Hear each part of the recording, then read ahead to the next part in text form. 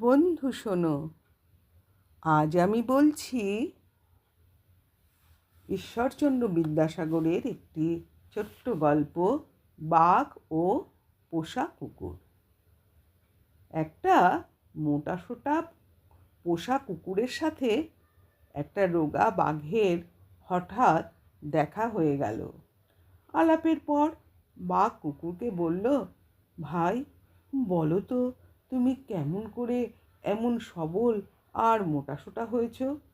রোজ কী খাও তুমি, আর তা পাই বা কীভাবে? আমি সারাক্ষণ খাবারের চেষ্টায় ঘুরে ঘুরেও পেট পুড়ে খেতে পারি না। কোনো দিন উপবাসীও থাকতে হয় আমাকে। এইভাবে খাওয়ার কষ্টে আমি এমন রোগা আর দুর্বল হয়ে পড়েছি। কুকুর বলল, আমি যা করি তুমি যদি তাই করতে পারো তবে আমার মতো তুমিও খাবার পাবে। বাঘ বলল, তাই নাকি? ঠিক আছে, তোমাকে কি করতে হয় বলো। কুকুর বলল, আর কিছুই নয়, রাতে আমার মনিবের বাড়ি পাহারা দিতে হয় শুধু। বাঘ বলল, আমিও এ কাজ করতে রাজি আছি। আমি খাবারের চেষ্টায় বনে বনে রোদে বৃষ্টিতে খুব কষ্ট পাই, আর সইতে পারি না।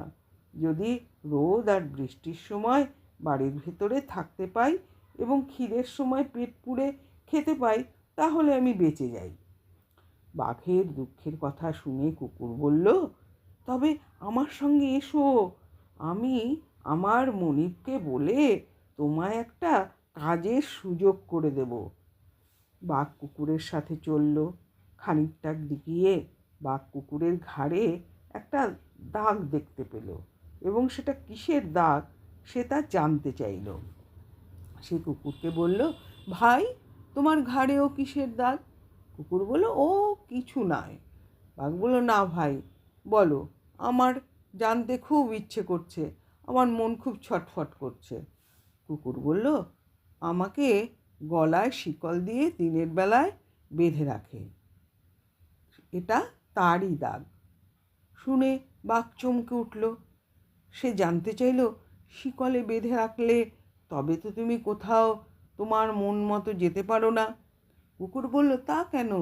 দিনের বেলায় বাঁধা থাকি বটে, তবে রাতে যখন আমাকে ছেড়ে দেয় তখন আমি যেখানে খুশি যেতে পারি। তাছাড়া মনিবের চাকররা আমায় কত আদর করে, ভালো ভালো খাবার দেয়, চান করিয়ে দেয়। আমি মনিবের ভালোবাসা আদরে একেবারে ভরে আছি। মনিব তো আমায় মাঝে মাঝে গায়ে হাত বুলিয়ে আদর করে, দেখো দেখি আমি কেমন সুখে থাকি। বাঘ বলল, ভাই হে, তোমার সুখ তোমারই থাক, আমার অমন সুখে কাজ নেই।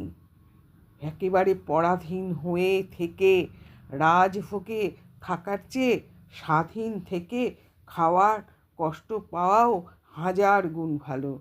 না, আমি আর তোমার সাথে যাব না।